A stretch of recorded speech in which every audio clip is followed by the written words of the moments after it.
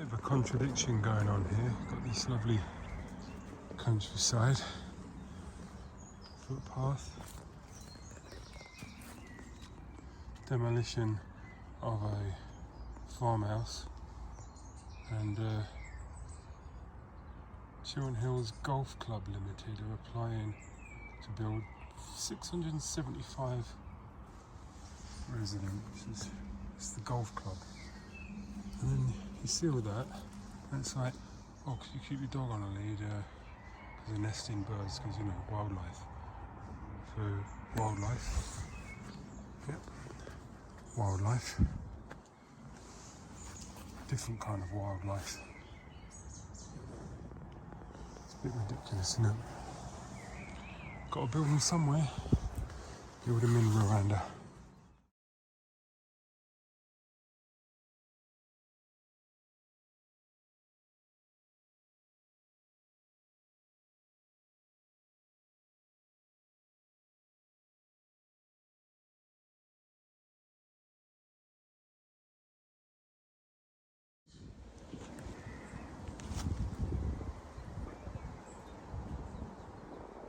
If I'm not mistaken, this is where a golf club limited company has put in a planning application to knock down I don't know where it is, but a farmhouse. I mean, there's a school over there. Haberdashers, is it? I can't remember. I don't know where the farmhouse is, but they're knocking down a farmhouse and building 675 houses and a school. I don't know, and this is a question, this is a genuine question.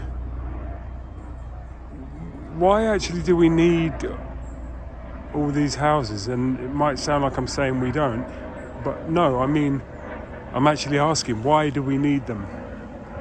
You know, is there really a shortage? I mean, what?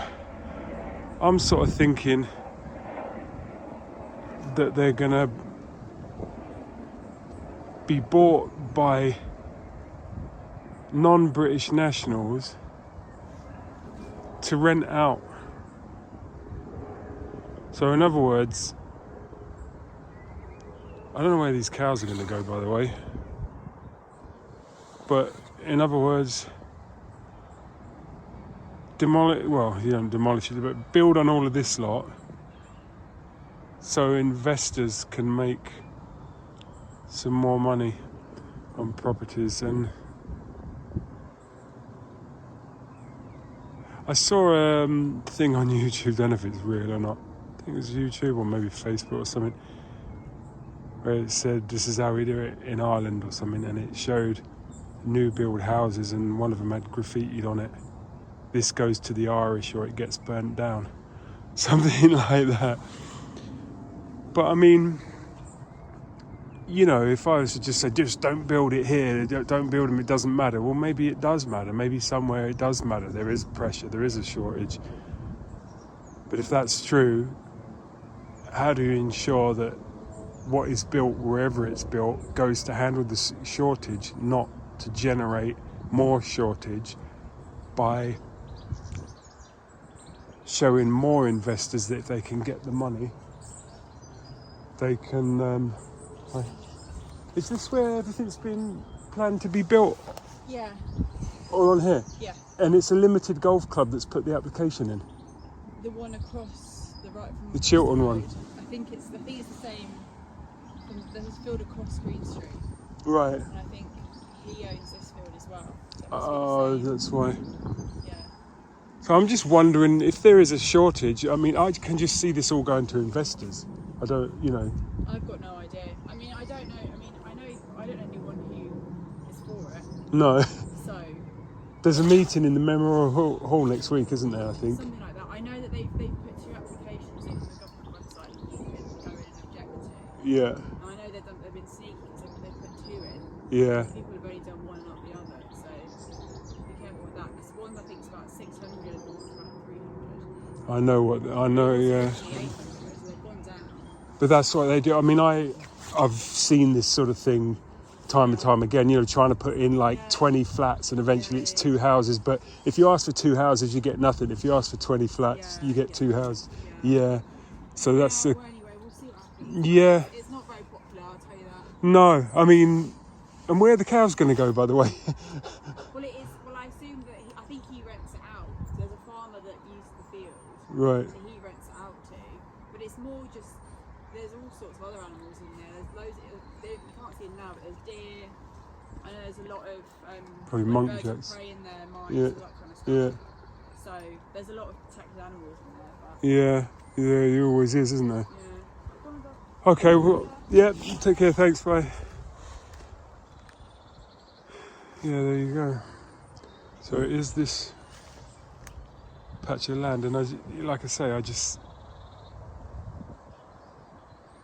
I mean, I don't know if you heard what was being said there, but basically, not one but 2 applications were put in. One for about 600 houses, one for about 300. All the standard old tricks. Apparently the land belongs to the farmer over there. And, I mean, it's just... nothing makes sense. At one point you got the fact that this guy would be being paid not to grow stuff because of the environment. And then it's like, you'll probably get the okay to just put nothing but houses on here and a school. And to me, it's not about a shortage, it's about investment. That's what I think is going on. Certainly, obviously, for the landowner, he's going to make quite a huge amount of money, which, you know, if you're in a position where you can make some money, it's hard not to, especially these days. But that's why I think there needs to be non-corruptible, clearly defined, consistent messages about what is needed and how we meet that need. And, you know, is there a short of investors' properties in this country? And should we meet that need? And should we meet that need by destroying an area of outstanding natural beauty for the profit for people who probably won't even be living in this country?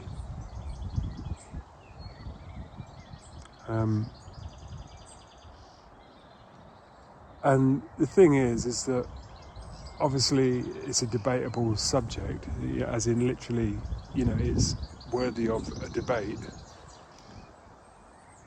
But you just run into agendas. I mean, I'm trying not to have one because I like the look of this in it, but obviously if that's too idealistic, I can't see how it is, but if that's too idealistic, tell me why. But,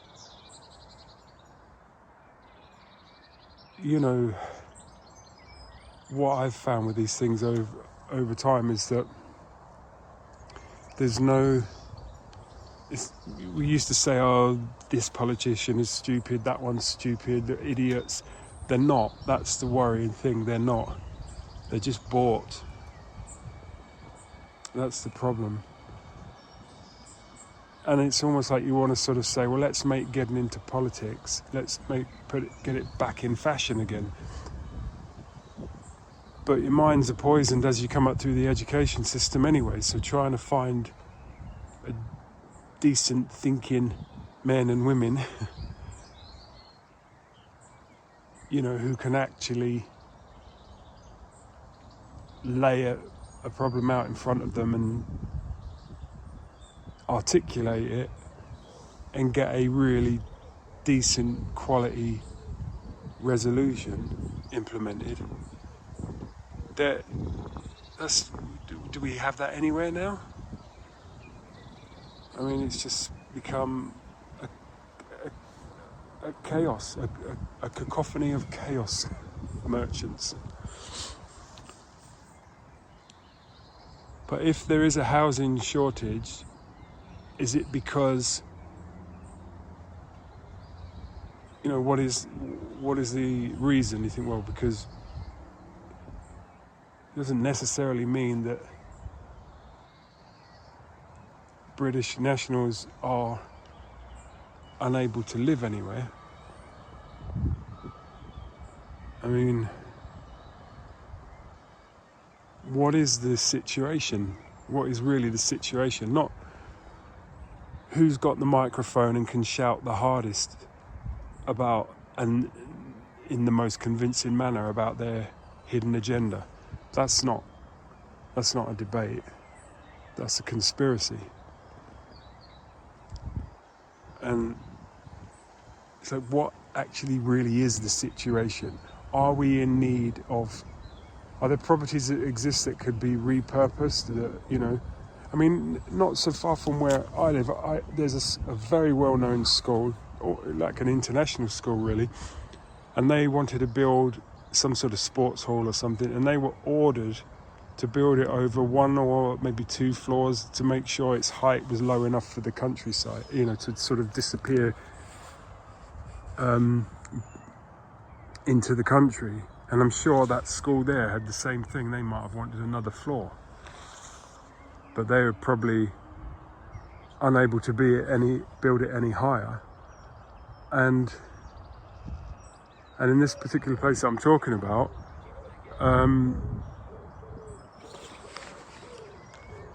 a few years later, they've put about 3 20-story tower blocks, a few hundred yards further along.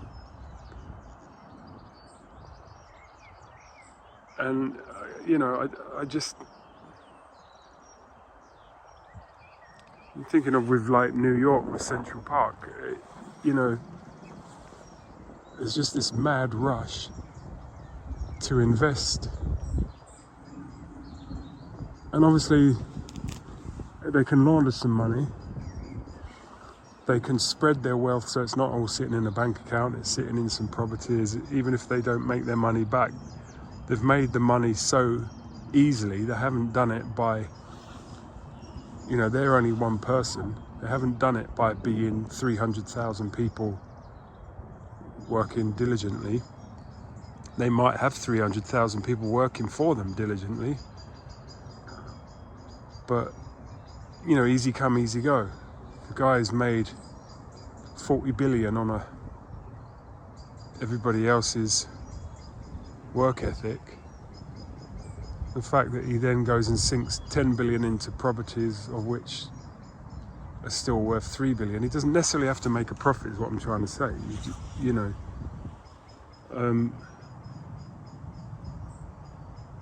But yeah, it's too much to discuss really. I don't get it. I don't see why. It doesn't seem right to me that we need to do this, keep doing this. But the old saying, you can't stop progress, but what is this progress in the name of? What is the actual thing that's driving this? Well, it's always going to be money, but is it, if there's a need, I don't see any reason why somebody shouldn't get paid for helping to fulfill the need, providing the need is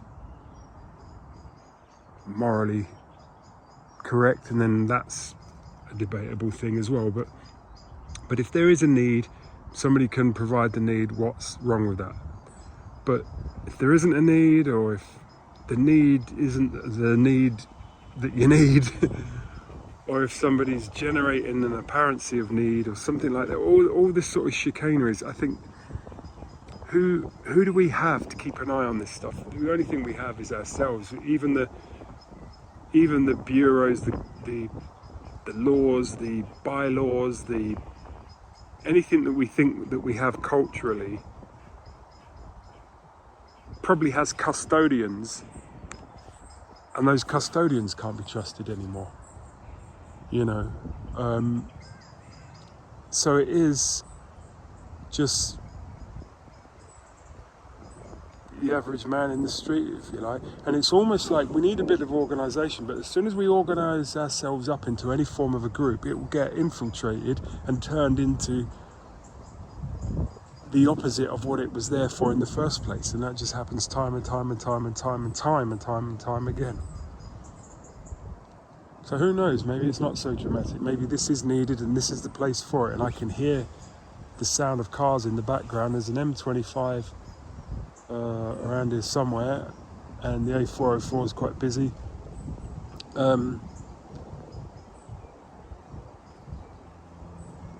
But I mean, I was born in a new build house in the country, and ironically,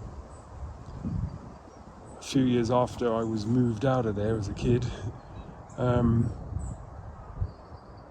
fields that I looked over from my back from my bedroom window were built on by something similar to what my parents bought in order to move there. So, in other words, no different from a whole bunch of stuff being built here and then us arriving here to live in one of them and still being able to see, let's say, fields over that way until 10 years later that gets built on as well. And so I don't want to just sort of say not in my backyard. Well, I kind of do, but there's an inevitability about this, and maybe this will be saved for the time being, or maybe for more than the time being, in which case great. But I just think that it might be a good idea to take a look at why this need is there, so you can have an intelligent discussion about how best to implement it. And it becomes like a nationwide thing. And otherwise, I'm kind of saying, if we need 650 houses, build them in Rwanda. Because you know what I'm talking about. If that's the reason for the need. And, you know, I come from a, not a completely 100% British background. So again, maybe I have to bear that in mind or something. But I just smell a rat.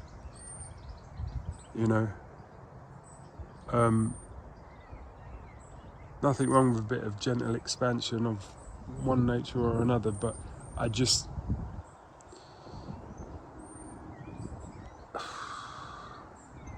even it's a bit like the developers put in a massive planning application way beyond what they want. That gets thrown out, and then they put in something for half as much, and eventually they get a quarter of that, and that was still double what they would, the minimum they were going to go for anyway. So that's common. You see that all the time. But even if this gets turned down, it's like a precedent has been set. It's like you can chance your arm. So maybe this gets turned down and it gets built in similar sort of land, but where there isn't such a vocal community around it.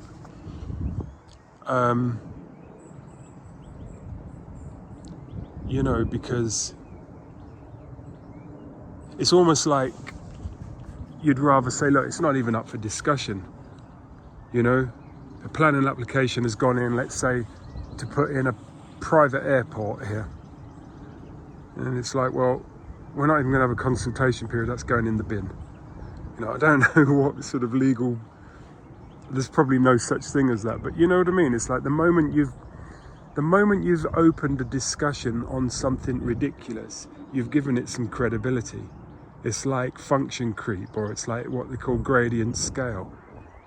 It's like somebody comes up with such a ridiculous idea that normally you just say, you brush them off. But no, it gets discussed, and sure enough, it gets thrown away. But one little toe got in the door just by having it even discussed. And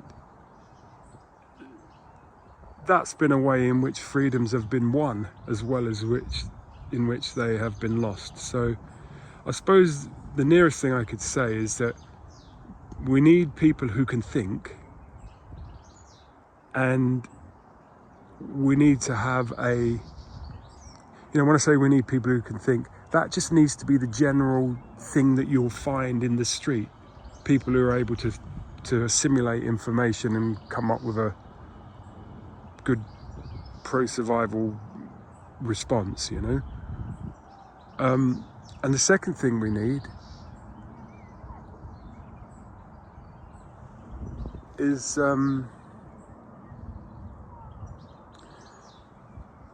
this feeling that everything should be done automatically. There should be we shouldn't even hear about this. There should be a government bureau that deals with it all, and we never have to do anything about it. But that's true. But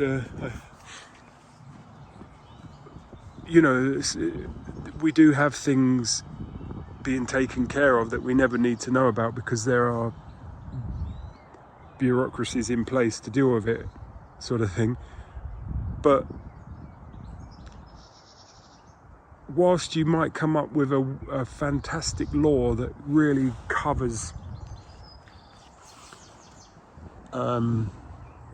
what you think is every aspect of a certain thing, the moment you just let some mechanical social phenomena sort of automatically deal with it,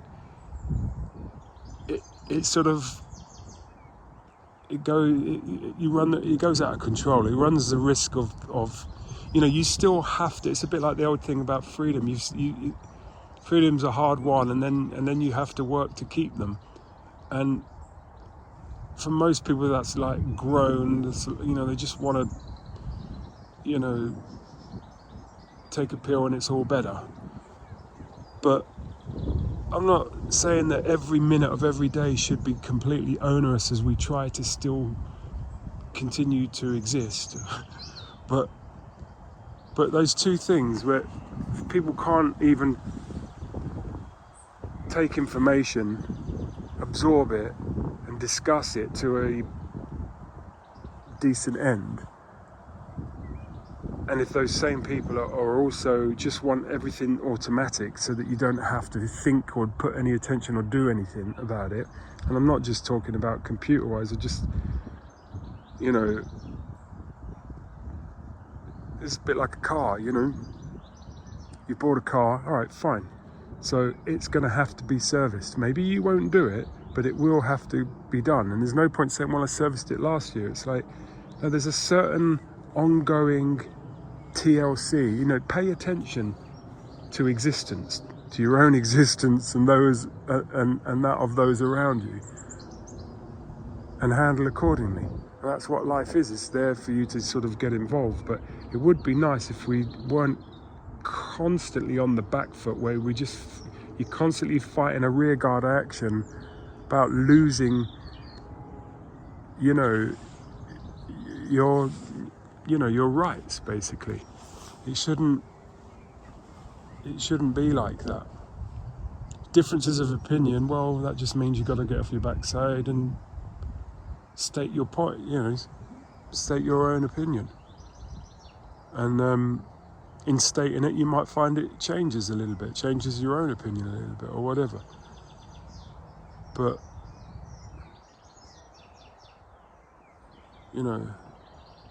if somebody asks to build a bunch of houses on open countryside, the answer's automatically yes, or automatically no, or it's like, fine, but you might just still need to keep some sort of review of some sort. But anyway, another quick thing is, a friend of mine said that most of common law is in the spirit of man, it's rights that you have. And law as in, was it statute law? Like law as in legal law rather than lawful law is, it's normally about denying you something. You're not allowed to this, you're not allowed to that, you're not allowed to the other.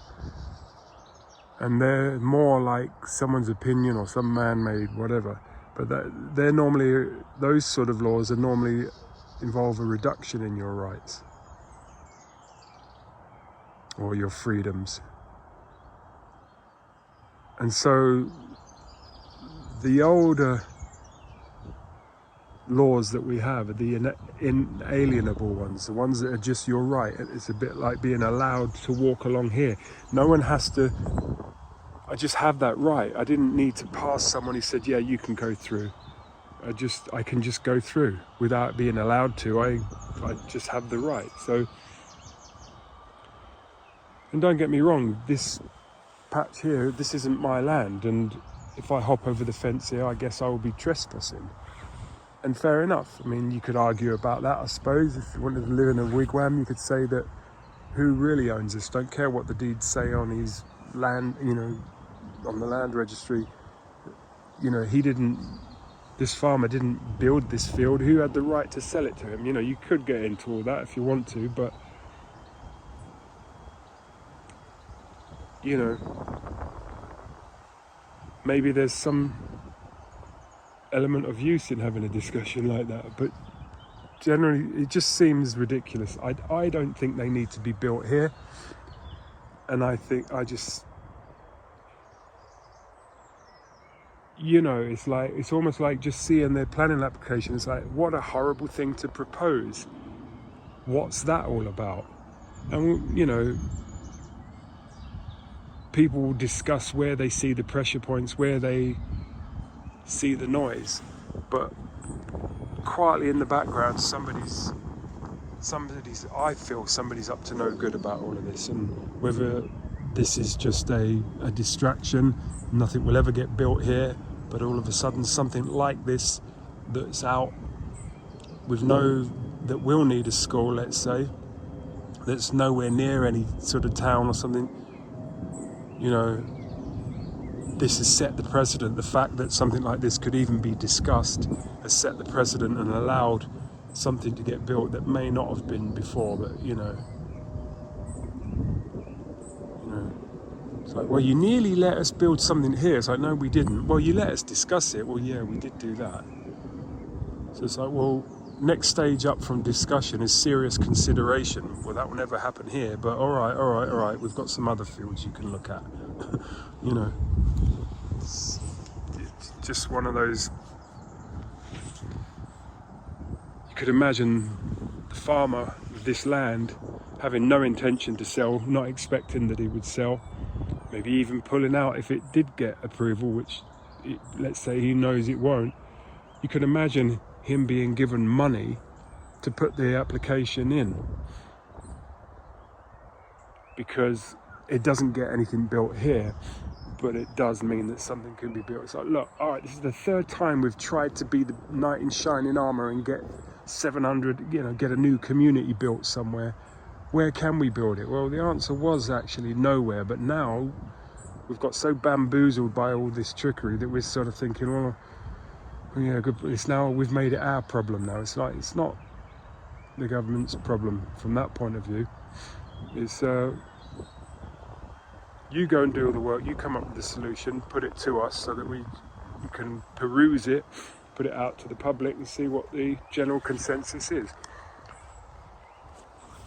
But and then why not? If there really is a need for properties, why not we have the government build them instead of private firms, and then those properties then being bought by people that are not even in this country so that they can rent to those that are.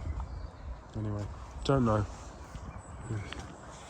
I don't even know if it's not really a rant. I mean, yes, emotionally I would be unhappy if anything was built here. It would be a real shame.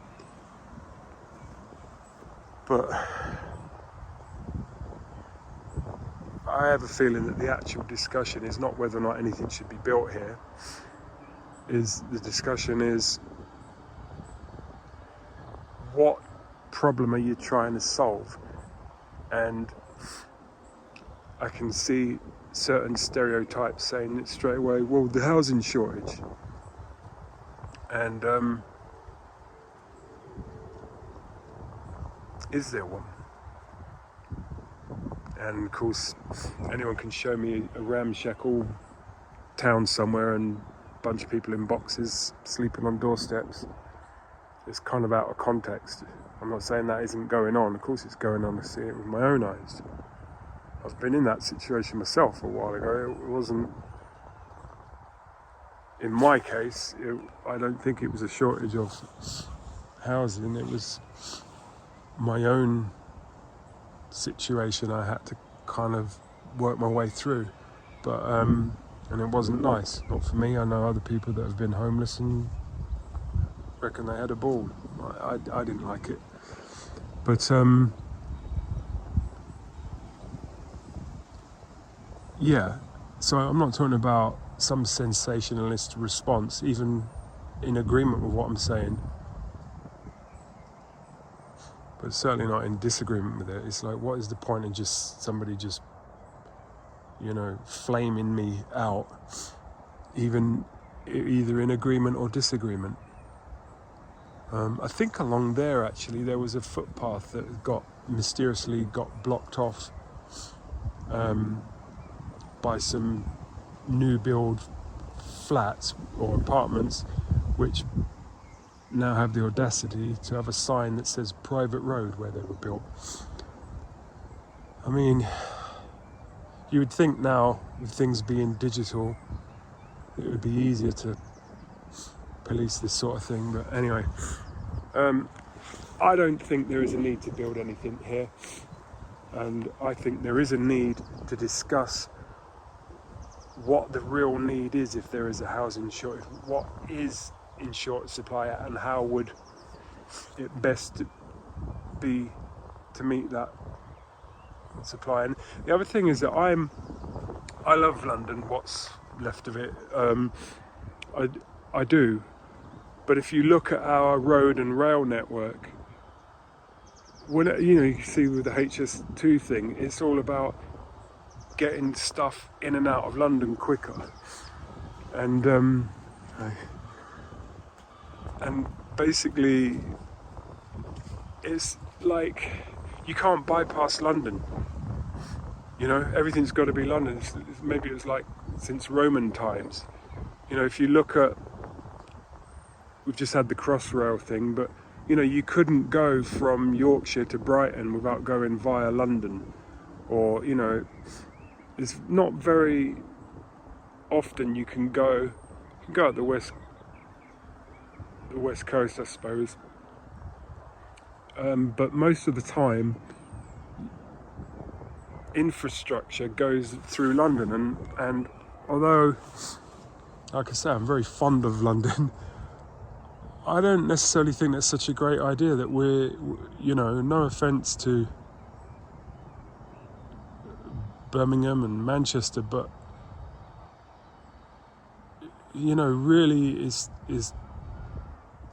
it just seems like if you talk to anybody outside of this country, when they say England, they mean London, unless they're talking about Shakespeare Land or the Cotswolds, or you know, some sort of that sort of thing, the Lake District or something.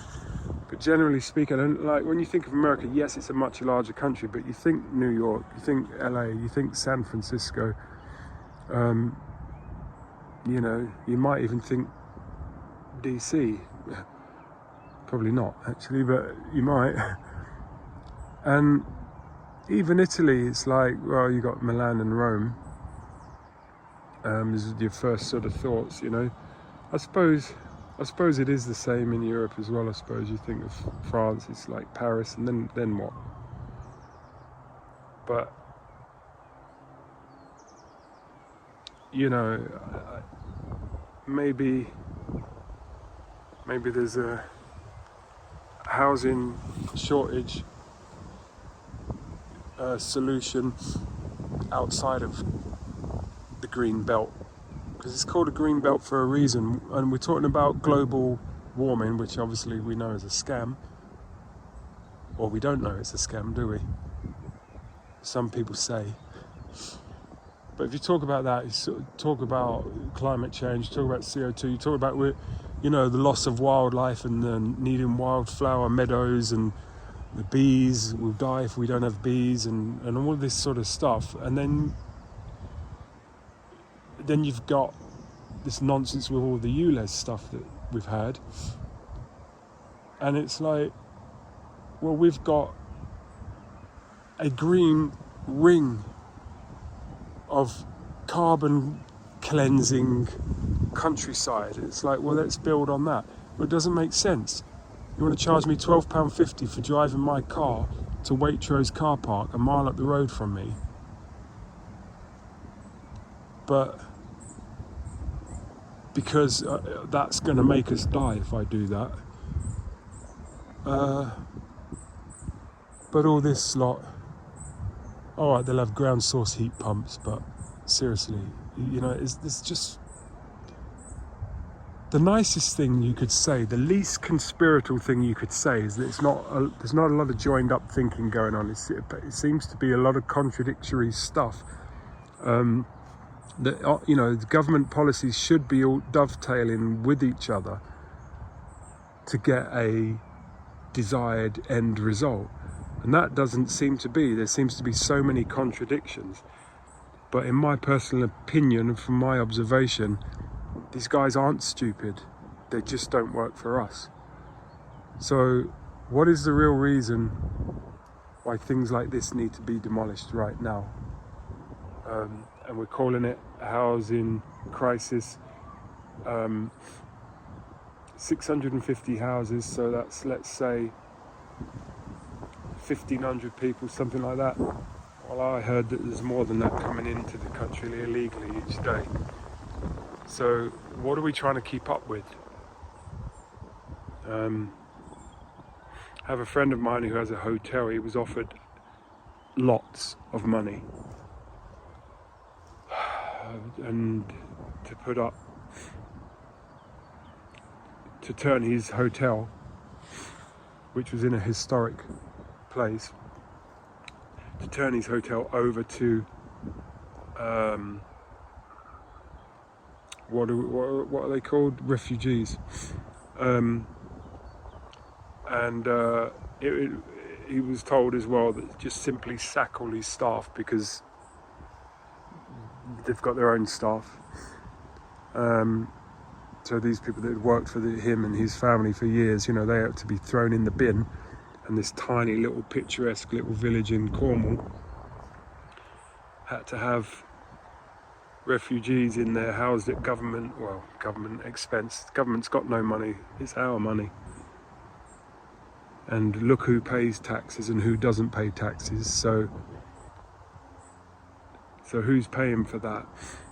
And he was even told that any damages would be made good.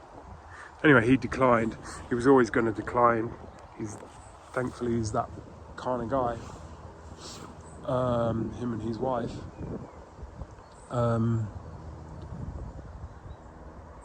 But I just smell a rat. There's a long way to discuss it. I think that's enough. I'm going to go for a walk now. So I don't really know what to say. I live a few miles up the road. I saw some footpath signs a few weeks ago, and I thought next chance I get, I'm going to go and explore and have a look.